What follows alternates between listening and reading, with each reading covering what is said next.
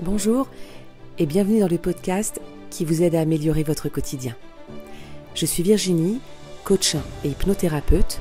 J'utilise l'hypnose mais aussi l'ésotérisme dans mes accompagnements et je suis spécialisée dans l'accompagnement du stress et des angoisses. Dans mes podcasts, je suis là pour vous aider à retrouver une sérénité dans votre vie, à mieux être. Et grâce à des séances de méditation guidée, des séances d'auto-hypnose, mais aussi j'aimerais vous partager mes pensées, mes réflexions, et peut-être alors nous trouverons ensemble un équilibre et des solutions afin de créer une vie qui vous ressemble. Je vous souhaite une très bonne écoute. Bonjour à tous et bienvenue pour ce tout nouvel épisode du podcast Esprit Libre. Je suis heureuse de vous retrouver pour cet épisode où on va parler d'abondance. Comment tu te sens dans ton abondance? Qu'est-ce que c'est pour toi que l'abondance? Est-ce qu'on parle d'abondance financière, d'abondance dans les amours, d'abondance dans la vie en général, d'abondance d'esprit, de connaissances?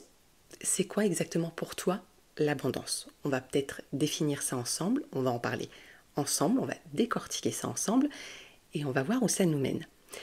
Mais avant tout, merci de vous abonner, de partager, de m'encourager, parce que comme vous le savez, c'est pas toujours évident de partager sur les réseaux sociaux, de tenir des épisodes de podcast ou des vidéos, peu importe ce qu'on produit.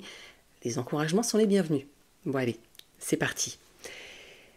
J'ai regardé dernièrement une vidéo sur YouTube où on abordait le sujet de l'abondance du point de vue spirituel, voire religieux par certains passages. Alors ici, il n'est pas question d'aborder ce sujet-là de façon religieuse, mais l'aspect spirituel et un peu, on va dire, manifestation et la loi de l'attraction m'intéresse un petit peu. Le côté, j'ai presque envie de dire même intellectuel de la chose. Alors très souvent, l'abondance, pour beaucoup de personnes, et ça l'a été pour moi aussi pendant très longtemps, on parle d'abondance financière, d'abondance dans les sous, dans les pépettes, dans la thune. Très souvent, je ne suis pas la seule, c'est comme ça qu'on parle de l'abondance. Alors, ça peut être le principal besoin d'abondance, mais ce n'est pas le seul. Et vous me direz ce que vous en pensez dans les commentaires. N'hésitez pas à m'écrire aussi, j'adore échanger avec vous, vous le savez, donc n'hésitez pas. Parce qu'on peut parler aussi d'abondance, comme on disait en introduction, intellectuelle, d'amour, alors je parle d'amour universel, c'est pas forcément de lien amoureux, ça peut être l'amour avec les amis, avec sa famille, ses enfants, ses animaux, de l'amour en général, comment on se sent abondant sur ce terrain-là.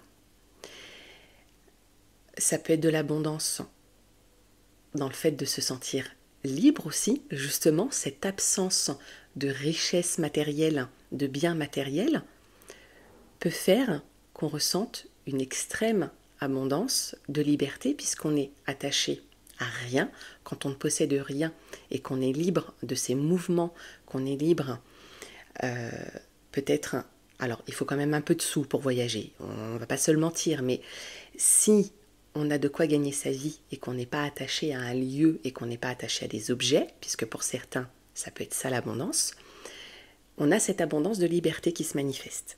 Donc l'abondance, on est d'accord qu'elle peut se manifester de toutes les façons possibles. Ça, c'est complètement libre à chacun, à notre personnalité. Mais sur la vidéo que j'ai regardée, ça m'a interpellée parce qu'en fait, on parlait d'abondance financière, donc de richesse et de biens matériels. Et ils abordaient la question aussi sous forme de blocage, et on va en parler. Mais le premier point qu'ils abordaient, c'était de dire que si on n'avait pas encore rencontré l'abondance financière, c'est peut-être que spirituellement, alors de leur côté à eux, religieusement, parce que connexion avec Dieu, avec l'univers, la source, appelle ça comme tu veux, on était protégé peut-être parce qu'on n'était pas prêt. Donc, il y a cette notion de se dire que si on n'est pas encore dans cette abondance financière, dans cette richesse d'argent et de biens matériels, c'est parce que moralement, spirituellement, et donc aussi certainement physiquement, puisque tout est lié, ça veut dire qu'on n'est pas prêt à recevoir cette abondance parce que peut-être on ne pourrait pas la gérer. On la gérerait mal. Alors, j'ai beaucoup réfléchi à ça. Ça m'a fait beaucoup réfléchir parce que je me suis dit, il y a quand même des gens qui sont très aisés financièrement, qui sont très riches, qui ont beaucoup d'argent. Est-ce qu'ils ont cette notion de se dire, je suis capable de gérer mon argent? En réfléchissant profondément à cette question, et donc j'ai étudié un petit peu au sens large toutes les grandes richesses et les puissances de ce monde, et puis ceux qui réussissent et qui ont eu aussi une carrière peut-être professionnelle où on gagne beaucoup d'argent, ou alors qui arrivent facilement en fait à faire fructifier leurs biens, etc. Ce sont des gens, ce sont des personnes qui ne se posent pas la question, finalement. Ils n'ont pas cette résonance du mérite. Parce que bien souvent, chez les personnes qui n'arrivent pas à faire de l'argent, cette abondance financière, on retrouve ce trait de caractère de « peut-être que je ne le mérite pas ». Où on a cette croyance, et ça a été la mienne, et ça m'appartient, je ne dis pas que c'est une vérité, c'est quelque chose que j'ai vécu plus jeune, et que du coup j'ai dû apprendre à comprendre pour justement pouvoir évoluer financièrement. J'avais cette croyance, et je ne suis pas la seule, que gagner beaucoup d'argent, ça faisait de nous peut-être des mauvaises personnes, qu'on perdait un petit peu notre humanité. Alors on est d'accord, en fait, il n'en est rien, puisque quand on a de l'argent, on a aussi cette possibilité à commencer, pour commencer, à pouvoir aider notre famille, nos proches, nos amis, et puis après peut-être des associations, ou carrément peut-être de créer une association où on va pouvoir encore aider à plus large échelle. Mais j'avais cette croyance que, les vilains patrons, ils se font beaucoup d'argent, ils profitent sur le dos des ouvriers, des salariés, etc. Je suis issue d'une famille, des deux côtés, de mon papa et de ma maman, donc mes grands-parents, d'ouvriers. Et ensuite mes parents de salariés. Donc, vous voyez bien qu'en fait, au cours des années, il y a eu une petite évolution, puisque aujourd'hui, moi, je suis à mon compte. Donc on est passé de ouvrier à salarié à moi la petite fille, où je suis à mon compte. Donc il y a quand même une évolution avec ces prises de conscience. Mais j'ai quand même grandi avec cette croyance qui était martelée à table, quand on écoutait les infos par exemple, de les vilains patrons, ils se font de l'argent, de toute façon les gens riches ceci, les gens riches cela. Donc il y a cette croyance un petit peu qui s'est installée en moi, mais en même temps mes parents avaient cette envie et ce besoin d'évoluer socialement. Donc ils m'ont aussi inculqué ça. Donc j'avais cette dualité. Et je pense que ça se retrouve chez beaucoup de personnes. Donc, pour revenir à l'abondance financière et ce blocage, il y a cette notion spirituelle de dire peut-être que, si tu ne l'as pas encore, c'est peut-être que parce que psychologiquement, tu n'es pas capable de la gérer. Et ça s'entend. Il y a cette notion aussi, et surtout dans le christianisme et dans le catholicisme, parce que c'est les deux religions que je connais le mieux, donc je ne vais pas parler pour les autres religions, mais je trouve qu'on le retrouve quand même un peu partout, mais surtout dans ces deux religions-là. On a cette notion de se démunir en fait des biens matériels. Les sœurs et les prêtres vivent dans des conditions... alors, ils ne sont pas pauvres parce qu'ils ont de quoi vivre, etc., mais ils ne s'attachent pas aux biens matériels. Donc on a cette notion de devoir lâcher prise sur la richesse financière et sur le bien matériel, ce qui s'entend. Donc l'abondance financière, religieusement, spirituellement, peut-être qu'effectivement, chez beaucoup de personnes, ça peut venir bloquer. Alors qu'en fait, cette vidéo abordait ce thème spirituel de tu es bloqué à cet endroit-là parce que tu n'as peut-être pas les compétences, la capacité, la psychologie pour pouvoir gérer ton argent. Mais à partir du moment où tu seras prêt, où tu auras compris des choses, où tu auras travaillé sur toi, l'univers t'aidera, l'univers, Dieu, la source, peu importe, l'univers t'aidera avec toutes tes capacités à générer cette abondance financière. Parce que du coup, et c'est là où j'en viens avec le lien de la manifestation et le lien de la loi de l'attraction, puisque du coup, quand on ne vibre plus le manque, mais quand on vibre déjà l'abondance, dans le sens où tu as compris certaines choses, tu as capté que pour pouvoir avoir cette abondance financière, il faut lâcher certaines croyances, parce qu'en fait, inconsciemment, tu te bloques, tu te freines quand tu as ces croyances-là, et surtout quand tu n'en as pas conscience. Donc quand tu les mets en conscience, quand tu les mets en pleine lumière, finalement, ça te permet de débloquer aussi ta vibration. Donc du coup, tu vas vibrer autrement. Tu vas déjà te sentir dans une abondance, puisque tu vas pouvoir être dans la gratitude, et c'est une émotion hyper puissante, la gratitude. J'en ferai peut-être un prochain épisode de podcast, parce que là, sinon, on va trop dévier. Mais du coup, c'est un levier très puissant. Et quand tu te sens déjà dans l'abondance, tu vas pouvoir te créer des opportunités, tu vas pouvoir te mettre en action, tu vas pouvoir t'activer, tu vas pouvoir créer des activités. Ouais, des opportunités où l'abondance financière va pouvoir rentrer. Donc, la loi de l'attraction, la loi de la vibration, reliée finalement à cette loi de l'univers. En gros, faire confiance au processus, dans le sens où si, pour l'instant, tu n'es pas dans l'abondance financière, mais que tu as compris que quelque part, avec cette abondance, tu pouvais aussi participer à faire le bien dans ce monde, et que ce n'est plus une énergie négative, mais du coup une énergie positive, parce que oui, l'abondance financière, l'argent, peut-être est une énergie positive. Vous voyez, j'ai encore des croyances puisque je dis peut. Non, elle est une énergie positive à partir du moment où tu le vibres de cette façon. Alors, ça ne veut pas dire que ceux qui n'ont pas d'argent, et là on en revient au mérite, ne méritent pas l'abondance financière. Ça veut juste dire que peut-être que ton écosystème, le système qui t'entoure, là où tu vis, les gens qui t'entourent, ça peut être le pays aussi.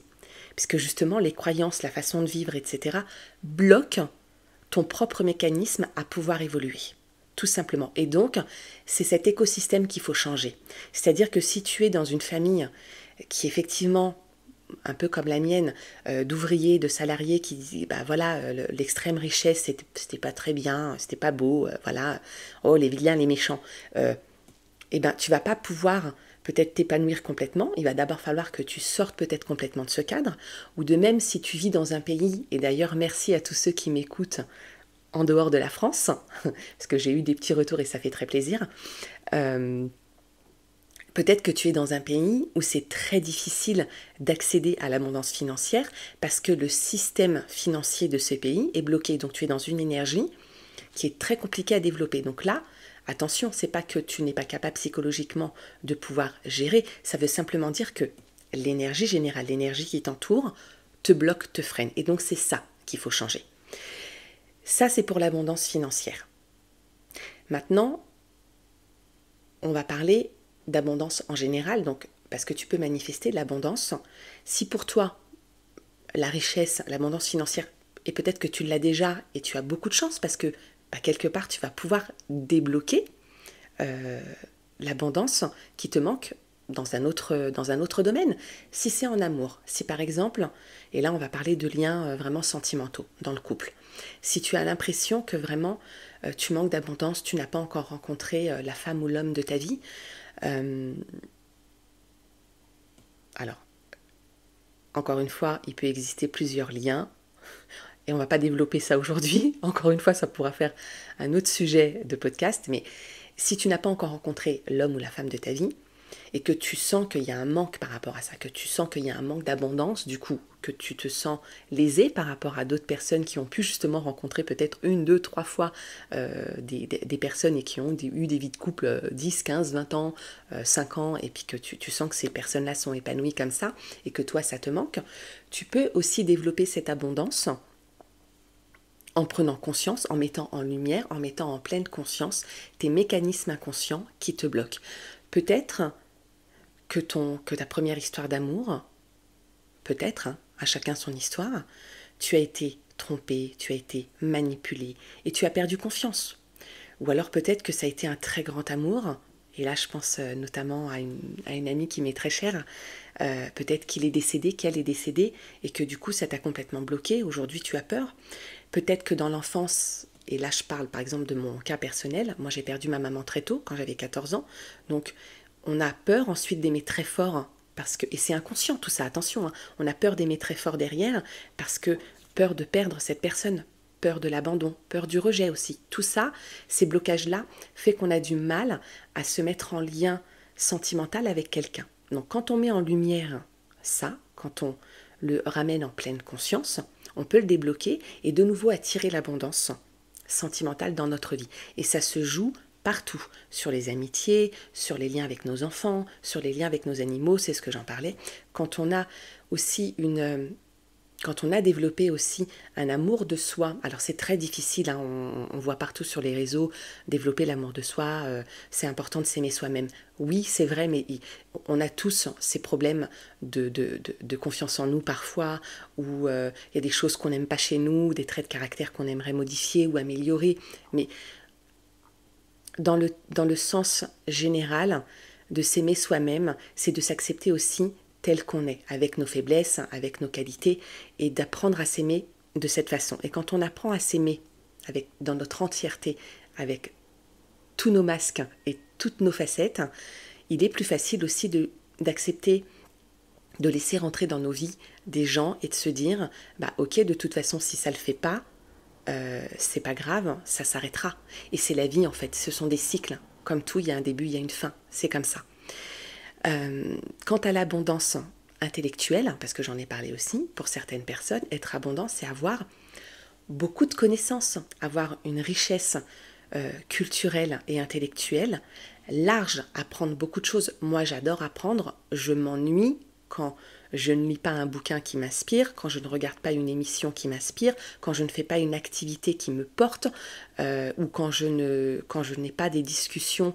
Alors, il ne s'agit pas d'avoir des discussions tout le temps hyper poussées, hyper intellectualisées, la légèreté me va aussi, mais j'aime apprendre, j'aime découvrir des choses. Et on est quand même beaucoup dans ce cas-là. Cette richesse-là, cette abondance-là, de la même façon, si tu te sens verrouillé, peut-être que dans ton enfance, tu as été moqué à l'école parce que tu étais quelqu'un qui aimait apprendre. Vous savez, ah, c'est un bouffon, c'est le bouffon de la classe, il a les meilleures notes, etc. Moi, j'ai vécu ça. Quand j'étais au collège, c'était beaucoup ça. Le premier de la classe, le pauvre, il s'en prenait plein la tête. Donc, tu essaies de rester dans la moyenne. Et en fait, alors, à l'âge adulte, on se dit c'est complètement ridicule, mais quand on est enfant et qu'on le vit, c'est extrêmement impactant et c'est extrêmement traumatisant parce du coup, on ne peut pas bien développer ces capacités-là à ce moment-là. Alors, évidemment que ça peut revenir plus tard et heureusement. Mais ça peut être un frein, du coup, à cette abondance culturelle où tu as l'impression de manquer. Moi, pendant très longtemps, j'ai cru que les diplômes faisaient de nous des gens intelligents.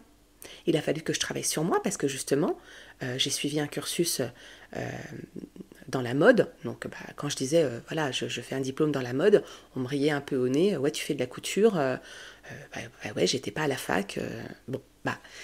Il peut y avoir ce genre de phénomène qui te bloque dans ta croissance intellectuelle et donc dans ton abondance intellectuelle. Vous avez capté, vous avez compris que peut-être qu'il y a un blocage qui freine cette abondance aujourd'hui et que du coup, en le mettant en pleine conscience, tu vas pouvoir réactiver cette abondance. Donc c'est plutôt une bonne nouvelle. Et peu importe finalement l'abondance que tu veux manifester.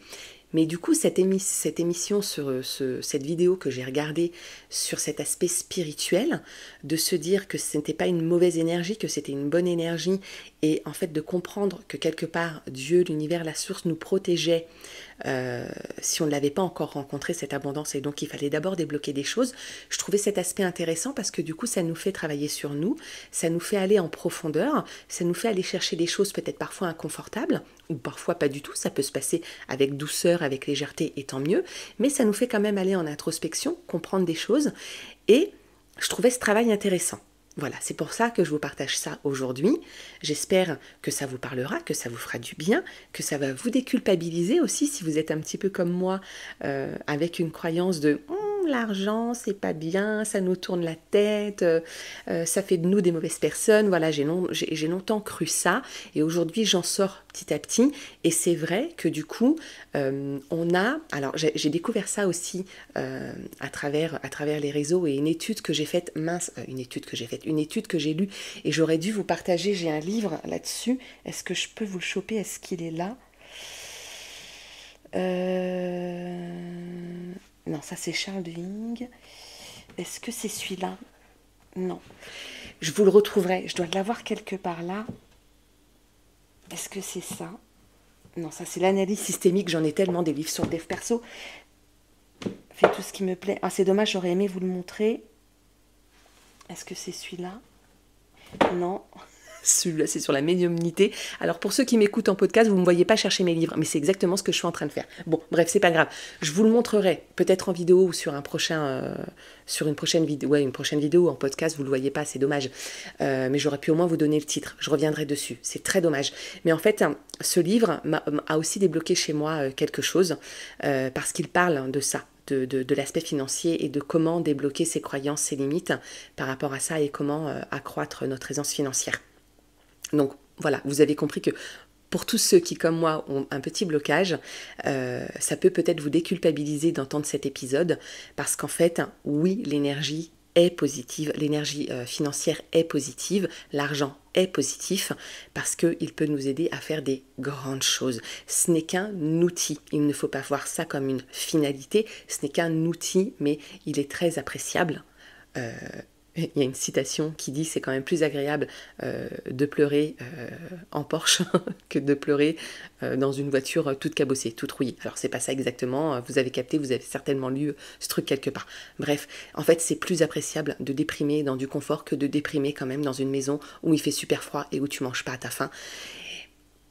Alors, paradoxalement, bien souvent, quand on est concentré sur la survie, on n'a pas le temps de déprimer et ça c'est une vérité. Donc quelque part la déprime c'est aussi le luxe des gens aisés paradoxalement, enfin des gens aisés, qui ont plus ou moins du confort. Voilà, donc c'est paradoxal. Mais si on travaille sur ses limites, si on travaille sur ses croyances et si on analyse vraiment nos besoins, eh ben tu vas pouvoir développer l'abondance souhaitée dans le domaine souhaité et pas que financier. Voilà, c'était le sujet d'aujourd'hui. J'espère que ça t'aura plu. Encore une fois, n'hésite pas à m'encourager, c'est super important pour moi pour pouvoir développer mon activité et puis aussi parce que certainement quelque part ça aide quelqu'un, donc n'hésite pas à partager, à m'encourager. Je vous embrasse, on se retrouve très vite pour un prochain épisode, prenez soin de vous.